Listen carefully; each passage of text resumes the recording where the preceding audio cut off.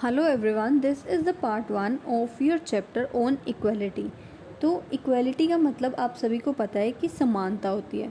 हम इस चैप्टर में इक्वलिटी के बारे में पढ़ेंगे कि इक्वलिटी क्या होती है, इक्वलिटी के कौन कौन से फॉर्म्स हैं, इन सब के बारे में। तो हम बात करते हैं इंडिया की। हमारे इंडिया में क्या है, कौन सा सिस्टम है, किस तरह की गवर्नमेंट है। हमारी इंडिया जो है वो एक डेमोक्रेटिक कंट्री है।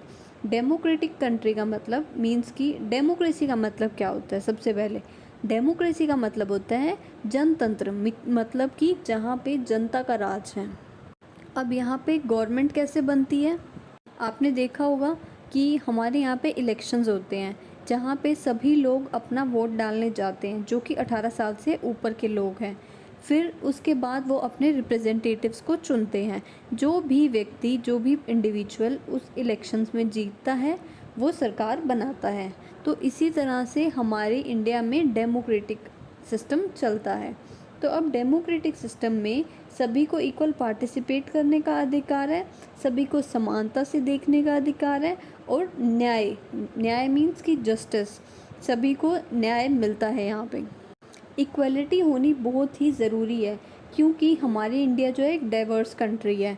मीन्स कि डाइवर्स का मतलब क्या होता है कि जब एक कंट्री में अलग अलग तरह के, अलग अलग धर्म के, अलग अलग कास्ट के, अलग जाति के लोग एक साथ रहते हैं, तो वो क्या होती है, डाइवर्स कंट्री होती है। तो डाइवर्स कंट्री होने के बाद हमें क्या करना होता है कि जब हम समानता से सबको रखेंगे तभी हम एक अच्छी गवर्नमेंट, एक अच्छी तरह से अपना देश को चला सकते हैं, उसका विकास कर सकते हैं।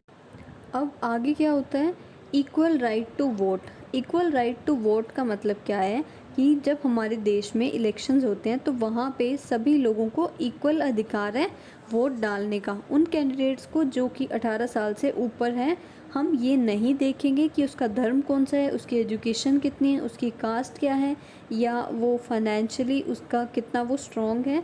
हम इन सभी चीज़ों को साइड में रख के, अगर वो व्यक्ति 18 साल से ऊपर का है तो उसे वोट देने का अधिकार है। तो इसे हम क्या कहते हैं, यूनिवर्सल एडल्ट फ्रेंचाइज। इसको हम कहते हैं यूनिवर्सल एडल्ट फ्रेंचाइज। मीन्स कि जब सभी व्यक्ति को इक्वल राइट टू वोट दिया गया है तो उसे हम कहते हैं यूनिवर्सल एडल्ट फ्रेंचाइज। और यूनिवर्सल एडल्ट फ्रेंचाइज का मेन बेसिक आइडिया क्या है कि सभी को इक्वलिटी हो।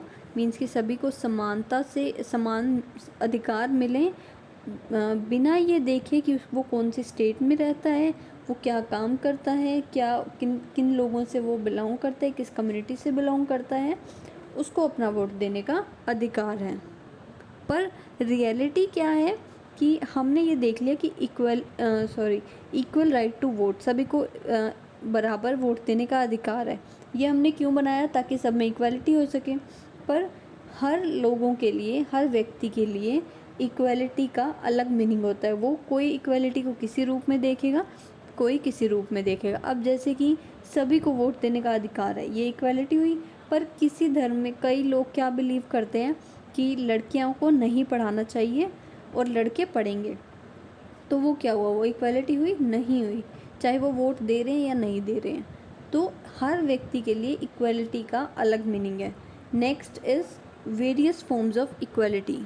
अब कहने को तो गवर्नमेंट ने हम सभी लोगों को इक्वल अधिकार दिए हैं, बट फिर भी इंडिया में बहुत से ऐसे लोग हैं जिनको आज भी इक्वलिटी से, मीन्स उनको समान नहीं देखा जाता है, उनको समान व्यवहार उनके साथ नहीं किया जाता है। आपको एक एग्जांपल से समझाती हूँ मैं कि किन तरह से इनइक्वालिटी हमारे देश में अभी भी एग्जिस्ट करती है। There is a writer Om Prakash Valmiki, जो एक दलित राइटर हैं। मीन्स कि उन्होंने दलित कास्ट से वो बिलोंग करते हैं। यूजुअली दलित को एक लोअर कास्ट में माना जाता है। तो उन्होंने अपनी ऑटोबायोग्राफी में क्या लिखा है कि वो एक ऐसे परिवार से आते थे जिनको एक लो कास्ट में समझा जाता था। तो जब भी वो स्कूल जाते थे तो उनके साथ, उनको दूसरे बच्चों के साथ नहीं बैठने दिया जाता था, और साथ में उनको क्या करते थे, या तो नीचे बिठाते थे या बिल्कुल गेट के पास।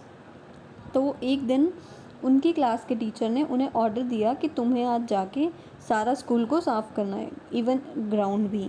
तो वो एक 6th क्लास का स्टूडेंट है, तो वो कैसे ये सब कर सकता है, but still he did it. और पूरे दिन उनको काम करने के बाद उनकी बैक में पेन होने लगा, उनका सारा फेस डस्ट से भर गया और सारी धूल मिट्टी से वो भर गए। And even after that teacher ordered him to do it for a couple of days. तो उनको ये काम डेली करना पड़ता था और उनको पानी पीने की भी इजाज़त नहीं थी। एक दिन जब उनके फादर स्कूल से गुज़र रहे थे तो उन्होंने देखा कि उनका लड़का जो है वो सफाई कर रहा है। तो वो अपने लड़के को लेके आते हैं प्रिंसिपल के पास और सभी टीचर्स के सामने। तो उनको बोलते हैं कि तुम इस तरह से क्यों बिहेव कर रहे हो।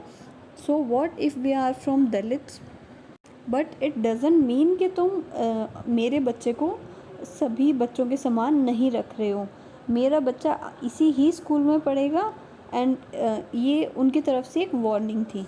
तो इस स्टोरी से हमें क्या पता लगता है कि आज भी लोअर कास्ट लोगों के साथ असमानता से व्यवहार किया जा रहा है, असमानता से व्यवहार किया जा रहा है। Next is recognising dignity. अब डिग्निटी का मतलब होता है गरिमा, गौरव, या फिर जो हम बोलते हैं कि हमारा। Next is recognising dignity. Dignity का मतलब होता है हिंदी में गरिमा या गौरव। मीन्स कि इन जनरल अगर हम कहें तो हमारी इज़्ज़त होना, हमारा एक सम्मान, एक रुतबा होना सोसाइटी में, तो इसको हम कहते हैं डिग्निटी। बहुत बार हमने देखा होगा कि लोगों के साथ वो किस कास्ट के हैं, उनका रिलीजन क्या है, उनका बैकग्राउंड क्या है, वो मेल हैं, फीमेल हैं, और इन सब चीज़ों पे उनके साथ एक इनइक्वालिटी का बिहेव किया जाता है। मीन्स कि उनके साथ समानता से व्यवहार नहीं किया जाता है।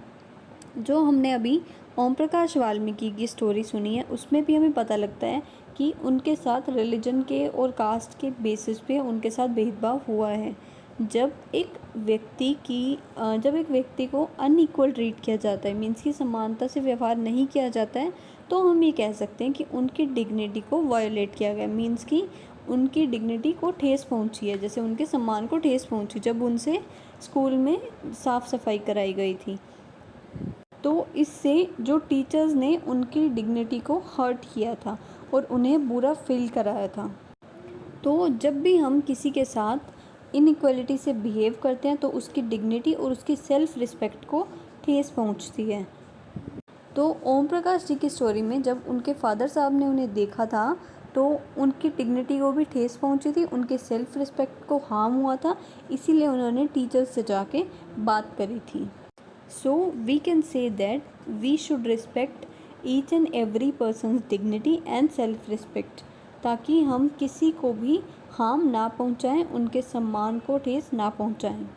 Next is equality in Indian democracy. हमारे इंडियन डेमोक्रेसी में, हमारी गवर्नमेंट में इक्वलिटी का क्या मीनिंग है। हमारे कॉन्स्टिट्यूशन के अकॉर्डिंग हर पर्सन को इक्वल अधिकार दिया गया है, चाहे वो मेल है या फीमेल है, किसी भी कास्ट का है, कोई भी उसकी एजुकेशन है। इन सब चीज़ों को कंसिडर ना करते हुए हर व्यक्ति को इक्वल अधिकार मिले हैं। बट फिर भी हमारे देश में इनइक्वालिटी देखी जाती है, जैसे कि हमने अभी ऊपर एग्जांपल्स पढ़े थे। बट फिर भी हम ये कह सकते हैं कि हमारे इंडिया में एक प्रिंसिपल ऑफ इक्वलिटी बना हुआ है। मीन्स कि इक्वलिटी, समानता का अधिकार है हर पर्सन को। पर उससे पहले ऐसा कोई भी रूल नहीं था। ये कब हुआ है? इंडिपेंडेंस के बाद हुआ है, क्योंकि उससे पहले हमारा देश अंग्रेज़ों के द्वारा चलाया जाता था। तो उसके बाद ही ये सब रूल्स एंड रेगुलेशंस बने हैं। और अब हमारे इंडिया में बहुत सारे ऐसे रूल्स बने हुए हैं, लॉ बने हुए हैं, जिससे कि अगर किसी के भी डिग्निटी को या किसी के साथ भी इक्वल बिहेव नहीं किया जा रहा है तो वो अपने खिलाफ़ लड़ाई लड़ सकता है। अब पार्लियामेंट किसके द्वारा चलाई जाती है? जो हम लोगों को वोट डालते हैं, जो जीतते हैं, वो रिप्रेजेंटेटिव्स होते हैं और उनके द्वारा ही सरकार चलाई जाती है। अब हमारे देश में इक्वलिटी को बनाए रखने के लिए इंडियन कॉन्स्टिट्यूशन के द्वारा, मीन्स कि संविधान के द्वारा बहुत से प्रोविजंस बनाए गए हैं। सबसे पहला क्या है? Every person is equal before law. कानून के सामने हर व्यक्ति जो है वो समान है, चाहे वो प्रेसिडेंट हो, चाहे वो कोई भी काम करने वाला हो या कोई भी नौकर हो, कोई भी हो, हर किसी को अधिकार है कि उसे उसके साथ इक्वल बिहेव किया जाए और हर किसी को कानून बनाए जो भी कानून सरकार द्वारा बनाए गए हैं उसको फॉलो करना ही पड़ेगा। चाहे वो सबसे बड़ा व्यक्ति क्यों ना हो देश का या सबसे छोटा व्यक्ति क्यों ना हो, चाहे वो प्रेसिडेंट हो या कोई भी नॉर्मल व्यक्ति हो। No person can be discriminated against on the basis of their religion, caste, place of birth और whether they are male or female। किसी भी व्यक्ति के साथ डिस्क्रिमिनेशन नहीं किया जाएगा, चाहे उसकी कोई भी धर्म हो, कहीं भी उसका जन्म हुआ हो, चाहे वो मेल है या फीमेल है, किसी भी तरह से हम उसके साथ असमानता का व्यवहार नहीं कर सकते हैं। Every person has access to all public places including playgrounds, hotel, shop, market etcetera. हर किसी व्यक्ति को पब्लिक प्लेसेस यूज़ करने का अधिकार है, चाहे वो कोई भी हो, चाहे वो अपर कास्ट का हो, चाहे वो लोअर कास्ट का हो। All persons can be use publicly available wells, roads and bathing places. कोई भी जगह बनाई गई है सरकार के द्वारा, चाहे कुएँ बनाए गए हैं, सड़क बनाई गई है, कि कोई भी व्यक्ति उसको ये नहीं कह सकता कि तुम नीचे जाति के हो तो तुम्हें ये यूज़ नहीं करना। Next is untouchability has been abolished. Untouchability को हटाना होगा हमारे देश से। मीन्स कि छुआछूत की जो बीमारी है, जो लोग कहते हैं कि छुआछूत को मानते हैं, उसको भी देश से हटाने की पूरी कोशिश की जा रही है। अब ये जितने भी रूल्स बनाए गए हैं उन सभी को 2 तरीक़ों से इम्प्लीमेंट करने की कोशिश की जा रही है। सबसे पहला क्या है कि लोगों ने मतलब सरकार ने कानून बना दिए, और दूसरा कोई भी वेलफेयर की स्कीम्स बना दी, प्रोग्राम बना दिए, ताकि लोगों को हम जागरूक कर सकें और जो है उनके साथ किसी भी तरह का उनको वायलेट ना किया जा सके। तो that's all in this video. I hope आपको ये वीडियो अच्छे से समझ में आई होगी। If you have any question, just write it down in the comment section.